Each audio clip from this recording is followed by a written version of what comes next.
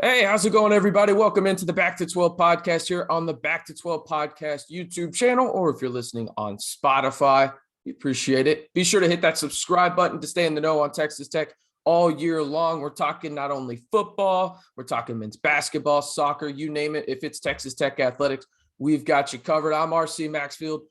You know who the hell that guy is. You know who he is. That's Lyle Leong Jr. right there, second all time behind. Did you see what the anniversary was yesterday, Lyle? No, what was it, brother? The catch. You know what I'm talking about. Yes. 14 years ago. You feel old? Yeah, I feel really old. But I don't think we needed to feel old just because of that. I think we just wake up in the morning and we feel old, right? Yeah, kneecaps a little sore, when winter's coming. Kneecaps hurt daily in the morning. But yeah, I definitely remember watching it, got front row pass to watch it on the sideline. Did run on the field, so any fan that got a penalty, I probably was assisting you with that penalty. It is what it is. We deserve to be out there. It is what it is. And on today's podcast, we'll recap the Baylor game just a little bit, but really we'll look ahead to number 7 TCU, where Texas Tech travels to what some have coined, Lyle, Lubbock East.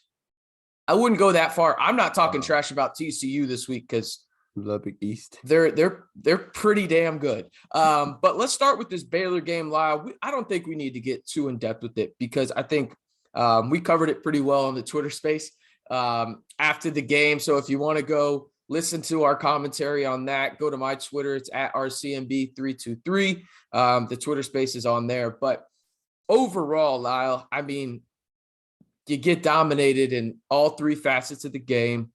You have your defense on the field for 40 plus minutes. Your offense looked to just take a major step back in terms of what we thought they were going to be. But overall, what are your thoughts from this game, and what can Texas Tech, I guess, build upon, if anything, from this Baylor game? Or is it just one of those games where it's like, hey, we just need to throw it out the window and forget about it?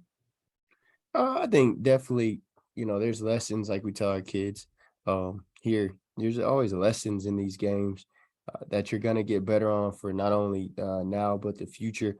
But that's the name of the game in the season. You're going to have games where you don't play good. I think Baylor is a very underrated team. I said that at the beginning of the year. I know they're not a Big 12 championship team by any means, but they also are a team that won the Big 12 last year. So there's guys that have been a part of a championship team that know how to win and know what to expect when they go. So I think, like I said, it comes down to people making plays.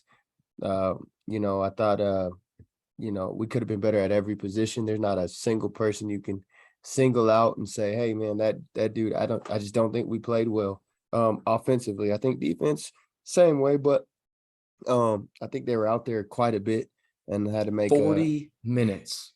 Yeah. Like, how do you expect the defense to do anything? Like, they have no chance.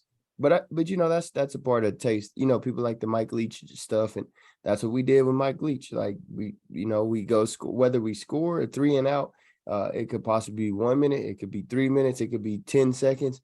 You never know. So everybody's got to understand that this is the type of offense that you want to have. That's what comes with it. Your defense is going to be out there a lot sometimes. If the offense is not productive, then it's very tough at the high school level. Like I said, I would love to run the same offense that Kit runs. We can't. If we do that, our defense might be out there 55 minutes out of the 60-minute game. So you guys got to understand, I think, as fans, and like I said, I know I got on there and ruffled some feathers, but you just got to understand that's what comes with that offense. That's the type of offense that we have. Last week we did the same offense when we won. It was all great. We went for it on fourth. That's the mentality of this team. And so I think that we got to remember, once he gets his people in there, we got a lot of, we have a top recruiting class that hasn't came in. That's their first class. Once we start getting in those type guys that they want for their program, I think it makes a big difference. And I don't think people understand how much of a difference it is if you're running a type of offense and you don't have those kids that are made for that offense. It makes it a little difficult. So I think we got to be understanding to that and know it's our jobs, like I said, to speculate and talk as media people, as fans. That's what makes the game so fun. But we do got to realize the work that goes into that from, especially the kid. I always defend kid. If I feel like he's doing a good job, if I feel like he's doing trash, I'm gonna say he's doing trash. But I know the nuances of the game and how much something small of not being able to block one guy not being able to get open, it makes a difference. But also, I understand this is your offense, stick to it. And that's what got him into this position where he's at. If he changed it up because it didn't work one game, we wouldn't be here right now, and he wouldn't have led the country in yards last year. So that's a part of it. It's not always going to work. If it was perfect, I'm sure he would be the highest paid dude in the land, and at the probably Alabama, to be honest, because they have the most money. So I think that's just part of the game that we gotta understand. But it's our job to speculate and talk about it. Yeah, I think really the thing that bothered me the most, and we talked about it a little bit on the Twitter Spaces, was just the timing of some of the substitutions. And it was really the quarterback one where I get it. You want to light a spark. That was kind of your argument in a way, like where it's like, hey, you got to figure something out here. I just didn't like the timing of it. From the strict standpoint, Behren Morton did have his best 2 drives. Now, was Behren Morton bad before that? I think it's safe to say yes, he was.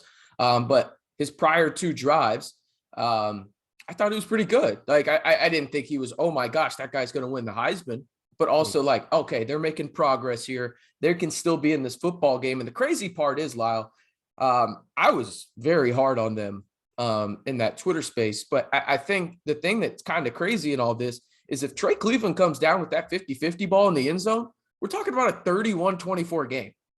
Like we're talking about that kind of thing. Like we're in that kind of range, right? So it's like we're talking a completely different ball game here. Where does Tech win the game? I don't know. Neither do you. Neither does anybody else. But being down 7 and coming back is a lot easier than being down 14 and they have the ball and they're going to drive, right? So it's like, okay, that's kind of my mentality of it. And obviously, Tyler Shuck, that was just an abysmal pass to the outside. That literally looked like a freshman quarterback in high school on varsity who hadn't developed all of his arm strength back, just throwing a duck to the outside. It was bad. And I think Tyler knows that too. Obviously, Donovan's read was just as bad, if not worse. And now Behren had some awful reads too. I think when it's all said and done, Lyle, the thing that just stands out to me is the time of possession. I've mentioned it more and more. You have absolutely no chance when you lose the turnover battle by 4 turnovers and your defense is on the field for 40 minutes. Like, you just don't. You have no chance. And I think especially the way Baylor does things, right? Like if you're going up against an offense like you talked about where it's 2 similar offenses, perfect example is this week TCU against Texas Tech. Very similar offenses, and they want to go fast, and they don't care if they're running the football or throwing the football. All they care is they want to go light speed, right? Baylor's not like that. They'll be like, hey, we'll slow it down. We'll make you stay out there a little bit longer, and we'll just pound it. Like, we'll just literally run the ball every time. And you saw it. We talked about Richard Reese last week, where he's a guy you needed to know. You better know him now because you're going to see him for the next at least 2 years in the Big 12. I think that's really the thing that bothered me most was I get the adjustment aspect of it. It sucks. The adjustments that you made, and you could visibly see them, they just didn't work. And sometimes you strike out. Like that's just how it works, right? Like you're going to strike out on some of these things. But I guess the biggest thing for me was the timing of these substitutions where mostly Donovan, more so than Shuck. By the time Shuck came in, the game was over. But why Donovan there in a situation where I felt like, okay, maybe you're not going to win this football game, but you got a little bit of momentum going offensively. So I don't know. That's just my opinion. Again, if we're being honest about it, to put it blunt, you got your ass kicked. Like that's just what happened. Like you tip your cap to Baylor. They beat you in all 3 facets of the game. They outcoached you. They outplayed you. And a lot of times, like, yeah, Texas Tech was fighting hard, but just at the same time, like, they just outworked you on the field in a lot of facets of the game. And sometimes that just happens, right? Like, even it happens to the best of the teams out there. So I think it's more of just a move on kind of deal. Obviously, there's some lessons you can learn from it, but I think it's just kind of a, hey, that 24-hour rule, let's shrink it a little bit and go to 12 instead and just get it out of the way. But I also do think it's a reality check as well. For sure. So, we talked about it all the time. And I think, greatest fans in America, Texas Tech without a doubt. But I think we jump the gun when we win or we get 2 wins, we jump the gun. And this is a team that just came together, that they're kind of, figuring it out. And like I told you from the beginning of the year, I think the biggest thing is the receivers. We're a passing offense. The leading receiver was 2 catches. I don't think I've ever in my 4 years there ever been. They have 11 completions, 13 completions in the game. Yeah. I've never seen Texas Tech do that. But just a receiver with 2 catches, period. Yeah. There's always been one person to have 6 catches or sure. And so to me, I tell people all the time, there's not a huge difference between Kitley's offense, Dana Hogue's offense, Sonny Dykes, Garrett Riley's offense, Lincoln's. They're all similar. And so, to me, that's a reality check on them guys to look back, because like I said, if anybody on my team had 2 catches, because they got it thrown to them twice. And so, we definitely threw the ball 38 times, which is not a ton, but 38 times, and the leading catcher is 2. Somebody's got to be able to separate and be that guy. Because I've seen 3 people on Crab, and, I'm not comparing anybody to this dude. He's a 2-time Biletnikoff winner. But I saw 3 people on Crab. He found a way to get the ball. I saw 2 people on Danny Amendola, found a way to get the ball. So I think 2 things in that, and I always tell people, I never want Texas Tech to be down, but it's good for people to look and see a reality check of where we're at, and also go back and appreciate what we've had in the past. Because I think we've been so it's been such a thing every year that people say, oh man, it's supposed to happen. It's not supposed to happen, And that's the thing that bothers me too, man. Like I might go off on a rant here in a minute, Lyle, because I'm fed up with that stuff, man. Like if we're being honest about it, take the homer aspect out of it. You and I both have a degree from this school, right? Mm-hmm. Like just take the bias out of this.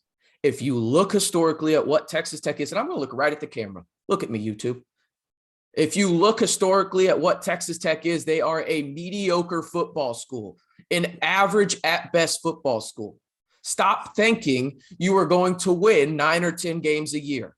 Stop it. Until you consistently see it, stop it. That's not how this works, especially in year 1. Year 1, that's not how this works. Look what Baylor did in their first year with Matt Rule. Look what Baylor did in their first year with Dave Aranda, right? Like they sucked. They were trash. Bottom of the Big 12. They're still mediocre right now. Yeah. I mean, they're doing good. They won last year, but they lost a lot of dudes, right? Mm-hmm. And would it shock me if Baylor ends up in Arlington this year? Not really, honestly, because it's a coin flip in the Big 12. But it takes time, right? Stop trying to think that you are a 9 or 10 win program from the get-go. You are not. You have to build this program from the ground up. And that is what this team and program is doing and the staff is doing, because Lyle hit the nail on the head. Look at what they're doing in recruiting. Now, do you got to coach those guys up? I think Lyle and I could be the first people to admit, yeah, you can have talented athletes, but if you can't coach them, they're just talented athletes. I do want to jump in on some insight from being a college coach. Sure. I do want to say this. A lot of these coaches are not good coaches. They recruit well. So you do have to coach them up in a sense, but I've been, when I was at West Virginia and Tavon Austin, like some dudes are just freaks and they help you look good. So, but that's why dudes get hired that aren't necessarily the greatest, receivers coaches. There's a lot of receiver coaches that coach college Power 5 that call me and ask me for advice, ask me for drills, ask me for, but that's not why they're there. They're there because they're good recruiters. So understanding the game, giving insight to you guys. There's a lot of guys that just recruit. However they do it, I don't know. I'm not getting into any of that stuff. However it gets done, they get those guys, and that's what they want, though. They want to get guys that they don't have to coach. And that's why, like, when you're looking at the portal and all those, they want those guys, because then you don't have to be a good coach. The guy just come in, hey, run a vert and show them. But if you're getting a lot of high school dudes, a lot of times you got to develop them. You got to show them. Mm-hmm. And so, that's one of those things like Shut and, they had a chance to develop these guys, and they're developing as they go at the quarterback position. But these, I think that's the biggest thing too, is just, if a guy can recruit, don't get confused on saying, well, we got a really good coach. If you get a really good recruiter and a really good coach at that position, you're a lucky guy. But I've coached a lot of times where they've been there and they're just like, hey, go run this route. And, I run a vert from when my dad taught me, and they're like, yeah, man, great job. Like, literally, I've had coaches that just told me, go get the ball, good job. No, hey, stick your foot in the ground, slap his hand off, get your hand off the hip. Like, it ain't none of that. Create leverage. Yeah, I need you like, to go get the ball. And that's the extent of our conversation. And when you come back off, you get a hand five. And then when you go to the media, they're like, yeah, man, that dude's a coach. I wouldn't say all that, but he's a great guys. And Lyle's not calling anybody out in particular. He's just saying sometimes this happens, and probably a lot more than people think. But I've noticed that too, where I'll be at practice and I'm like, that's interesting, like that.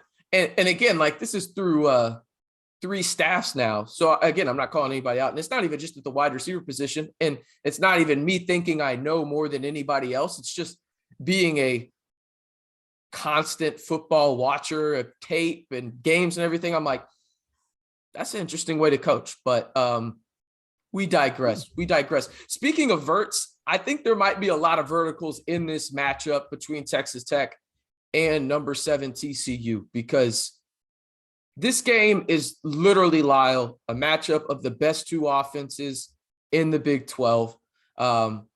Texas Tech defense is, I hate to say it, but if you look at the numbers, quite a bit better. If you strictly look at this on paper, Lyle, like strictly on paper, the more balanced team is by far Texas Tech. The thing is, TCU's offense is so good that it makes up for all the inefficiencies that you can see through the numbers on defense, because you look at what TCU brings to the table. I'm just going to read you their offense, okay? Scoring offense, first in the Big 12, third nationally. Total offense, first in the Big 12, fourth nationally. Rushing offense, second in the Big 12, 15th nationally. Passing offense, second in the Big 12, 16th nationally. First in the Big 12 when it comes to passing efficiency, fourth nationally. Yeah. Like, what more could you ask for? You're efficient. You can run the football. You can pass the football. And guess what you do? You score. Like, you can't ask for anything else. But I think it's a trap game, man. For TCU? Yeah. Interesting. Watching TCU last week, if West Virginia had anybody playing on defense, they would have beat them. Okay. It took West Virginia. They had to put on drives, and like I said, I get that from a coaching aspect. Is sometimes you got to drive down, and it makes it harder. That means you got to continuously call great plays to go down the field. And I know it's demoralizing when you do a 10 play drive to go score, and then TCU turns around and 3 plays later they score. And you go on a 10 play drive, 3 plays later they score. So yeah. I think why I say it's a trap game is because Texas Tech is able to score just as fast as TCU. The difference is our defense is a little better. So I think, like I said, watching West Virginia last week, a lot of those weren't, a couple of those are plays that, number 1 dude and a receiver going to make. Quentin Johnston, man. My goodness. Freak. Yeah, he's a beast. But a lot of those was no one was over there. So, like, you got running backs running untouched against West Virginia. You got receivers, no one covered. So a lot of their touchdowns last week weren't contested in a sense. So I know that receiver, I know he's banged up too. His ankle was hobbled up last week. So ankle injuries ain't one that, they heal over time. He keeps playing. So I know it's going to be tender and sore. Not to say that it matters. He's still going to make those plays, but I think it's a trap game because, like I said, we're able to score too. TCU hasn't really been down. They've been down maybe once or twice, I think, but they haven't really where someone just came, bam, bam, and hit them. And I think that's what the thing that Tech brings. If they get a lead, they could also score in 2 seconds again and bring that pressure, but also have a defense. And like I said, that quarterback's fantastic. He finds ways to get people the ball, scrambles, but I don't know if he's gone against a D-line quite like ours on the season. So I think it's a trap game. Like I said, they're feeling good. They came back, flying back from West Virginia. Like I said, when they flew there, I felt like they had a little jet lag losing at first. It plays 11 a.m. kickoff. That's rough. Yeah, it makes a difference with the air, with all that stuff. So they're able to pull it out. But I definitely think it's a trap game if TCU is not careful. It's a game that they could not win. And then secondly for us, it's a we have nothing to lose. You know what I'm saying? Like, this is a game we're not supposed to win. So going into there as a coaching mindset, we go for it on 4th down as it is. You think on a game that we're not supposed to, big time game, that we're not going to have some trick plays, or we're not going to go for it on 4th. We ain't got nothing to lose. You might see an onside on opening kick.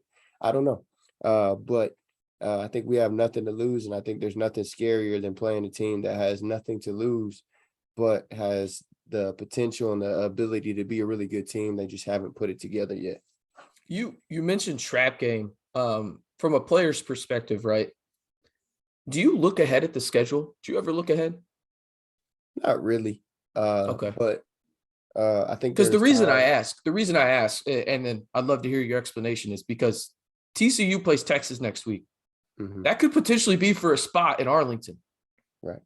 So right. I was just curious, like this, do you actually look ahead for maybe not the whole schedule, right? Like, if you're playing West Virginia, you're not going to look ahead to Texas Tech if you're TCU, but you're playing Texas Tech this weekend. Maybe you look ahead because it's UT next weekend and the ramifications potentially of that game if you win it. No, not as players, because we know anybody could beat anybody, and your season can get ruined to those one games. So I think for the most part, you're so focused. These coaches don't allow you don't have time because you're watching film, you're practicing every day. So, I mean, there's a lot of times, like, I didn't even know, who we played next week. Now, granted, if there's a potential, like you said, feels different. Like when we were playing OU and they were number 5, we were number 2. Now, we knew if we won this game that we get to play on game day, we get to do college game day and all that stuff. Now, that's something that we look forward to, but I never look forward, and I don't think any player ever looked forward and said, man, they're a good team or this, that, and the other. I think the furthest we look was if we win and they win, it's probably going to be on ABC. Okay. Yeah, because I'm curious because, again, obviously TCU is in the driver's seat. We all know that in terms of going to Arlington. And honestly, if you ask me, it's ridiculous that they're number 7 in the college football playoff. They should be higher. Just dumb that Clemson is number 4. But I think, and I'm not saying TCU should be number 4. I just think it's dumb that Clemson's number 4 because they've legitimately beaten nobody. They beat Syracuse. Congratulations. Yeah. They're a good football team. Syracuse is. They're all right. But TCU has a better resume and they don't have a loss. So right. For me, though, when I look at this game, right, and we've talked about the offensive numbers, both teams can just absolutely sling it. Both teams can run the football. Really what this comes down to me, Lyle, and it's really this simple, is the Texas Tech offensive line against a subpar TCU front. And I'm saying they're subpar because of this, just looking strictly at the numbers. They're 8th in the Big 12 when it comes to sacks per game, and they're 10th in the Big 12, last in the Big 12 when it comes to tackles for loss per game. I think that Texas Tech, at least on paper, right? I am not predicting it by any stretch of the imagination. I think TCU is a better football team. At least on paper, though, there are some matchups that catch your eye in terms of Texas Tech may have a little bit of advantage there. And if not an advantage, it's at least better than they've had against, the Kansas States of the world, where Kansas State flat out gets after the quarterback. Oklahoma State flat out gets after the quarterback. Texas, they just flat out get after the quarterback, right? TCU struggles to do that. And when you look at when Texas Tech and the offense struggles at its peak, right? Perfect example was last week against Baylor, who also gets after the quarterback. When does Texas Tech struggle? when the pocket collapses and a quarterback has to go to his really not even his second read, his third read, and they can't run the football because the offensive line is just bad. Last week, obviously, you could run the football against Baylor, but you get my point. When the pocket collapses and there's pressure on the quarterback, Texas Tech struggles. And Right.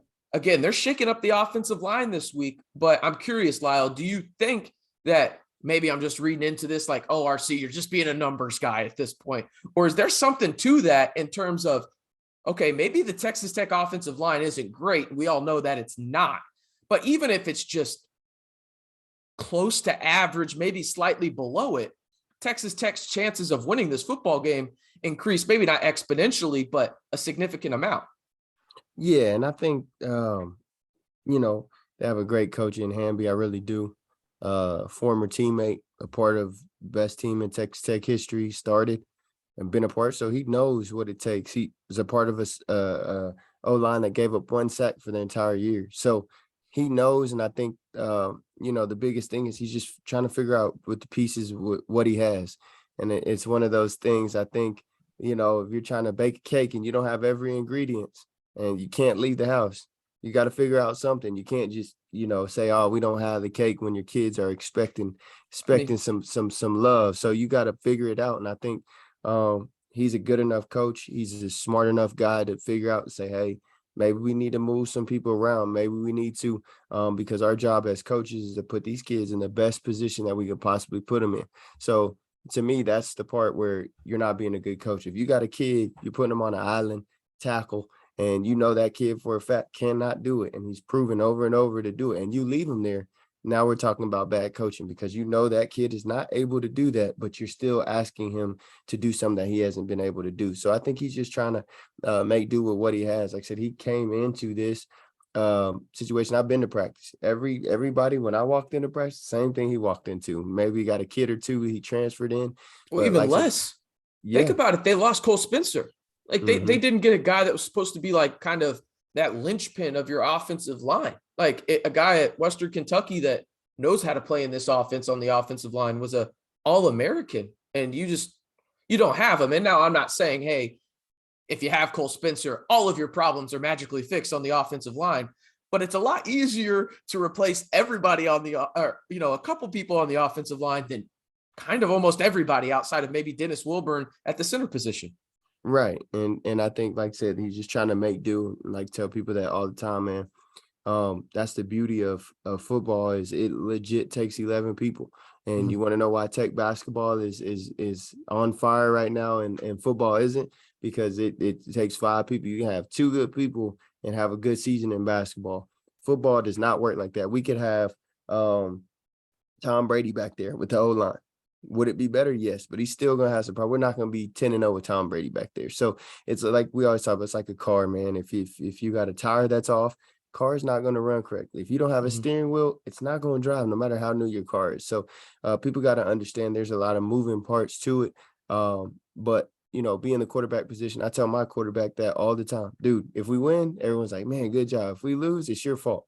That's the price it pays. They're the most, glorified, hardest position, most criticized. That's part of being the QB.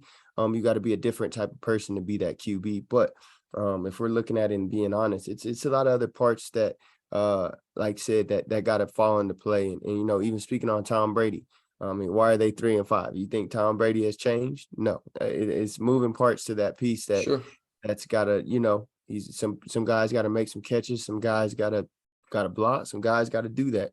And so I just think in this offense, you got to understand it's very simple but complex at the same time. So guys got to be able to move fast, think quick, and that's the joy of it. People think it's so you just line up and you run 5-yard out. Nah, it changes sometimes due to coverage. It's not as simple as you guys think. And so these kids, I know 100% are out there giving 100%, but like I said, it's got to fall into place. Give it some time, and I can tell you that from a head coach. Last year to this year, I can tell my kids to line up in a formation, and we know last year we were kind of struggling. We're yelling, "Hey, you get over there! You're not supposed to be over there." So I can promise you, time makes a big difference. And like I said, on year 2, we won one more game than we won last year, but we're a whole lot better than we were last year due to that time. So I think people got to understand the importance of time.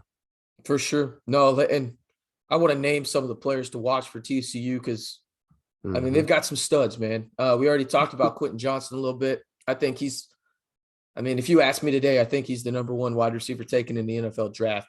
Absolutely. It's either him or Jackson Smith and Jigba. And I would probably take Quentin Johnston if you ask me. Max Duggan, I was high on him before the season started. Lyle, I was not high enough. This man is unbelievable this year in terms of what he has done in Sonny Dykes' system. And you have to give credit to the head coach too, because him and Garrett Riley have done a phenomenal job at putting him in situations that I think the former regime and Gary Patterson really struggled to put him in terms of kind of just, all right, you're good at this offensively, screw it, we'll do it, let's ride. And they've got the players around him to do it, right? Another guy on the offense you need to know is Kendre Miller. Stud. I maybe he's the second best running back in the Big 12. It's either him or Richard Reese. I mean, he's a freak. We should be ready. We should be ready for him after last week. I mean, I'd hope so.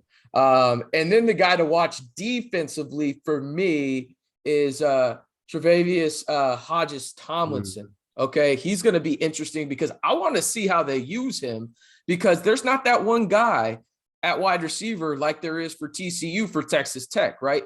I think he could be moving around a lot. He's a preseason All-American. He's a Jim Thorpe semifinalist. I mean, this guy's a stud too. He's going to get drafted into the NFL one day. Not sure if it's this year. I'm not sure on his eligibility. I know he's a sophomore. I just can't remember if he's the COVID sophomore or how that works. Anyway, doesn't matter. Right. He's really good. Just know that. And so I'm very interested to see how they use him and kind of move him around. And again, by no means earlier was I trying to say, Lyle, that I think Texas Tech is going to win this football game or they should be favored or anything like this. But I think there are matchups in this game as we round out the podcast here that Texas Tech has that are more advantageous than I think people give them credit for. And that was a hell of a word. I saw your face pop up. You're welcome. Hey, this mustache isn't growing for nothing. I'll tell you that much. It's for intellect. It's a sign of maturity. Okay. Yes, Lord. Yes. Even though this looks like a 13-year-old is growing it, we digress. But I think there's a lot of things that Texas Tech can do to win this football game. But when it's all said and done, Lyle, give me a score prediction for this one. TCU, as of, I believe, 30 minutes ago. Let me see if they updated it. They have a little bit. It was 9 points. It is now 9.5. Yeah. What you got? I'm gonna go 35-21. 35-21 TCU? Yeah. I think you are too low. I'm going to go 45-38 TCU. I think it's a shootout in Fort Worth. You do? I do. I think there is pardon my language, a shit ton of big plays. Like, I mean, I think you talked about it where it's just like, there's a 70-yard play here. There's a 70-yard play there. Oh, they took 5 plays on this drive. Oh, well, they only took 4 on this one. I think there's stretches where that happens. I think it's going to take them a minute to get acclimated, honestly, because I think that could happen. But I think once they get acclimated, we're talking about just like back and forth. That's true. Like, I truly think that happens there's like going to be a quarter. It's either going to be the second or third quarter where there's a 10-minute stretch where the defense might as well just not even go out there. Like, that's how I feel about it. Like, they might as well not even be there. Like, I truly believe that's going to happen. Now, there's going to be adjustments, but in that time period, you could have 35 points put up. That's true. So I truly think that that's going to happen. So my bet for that game is the over. And by the way, the over is a really nice half total, Lyle, at 69.5. So definitely taking that on that front. As for my other bets in the Big 12 this week, I'm not going to lie to you, Lyle. I have no idea. What to do here. I truly don't. I know this. I'm taking the Sooners against Baylor. I'm taking that money line.